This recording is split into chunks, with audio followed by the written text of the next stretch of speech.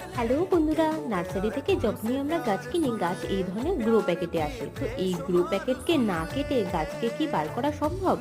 অবশ্যই সম্ভব। কিভাবে, চলুন দেখে নিই। সবার আগে গাছটিকে হাফ বালতি জলের মধ্যে হাবুডুবু খাওয়ার জন্য ছেড়ে দিলাম। তারপরে এদিকে চলে এসেছি মাটি রেডি করতে। মাটিটাকে সুন্দর করে রেডি করে নিয়ে গাছটিকে বার করে নেব জল থেকে। গাছের গোড়াটিকে শক্ত করে ধরে হালকা করে গ্রো প্যাকেটটাকে টান দিলেই দেখুন কত সুন্দর বেরিয়ে চলে আসলো। শিকড় কিন্তু এক ফোঁটাও ছেড়েনি, আর গ্রো প্যাকেটটাকেও কাটতে হলো না।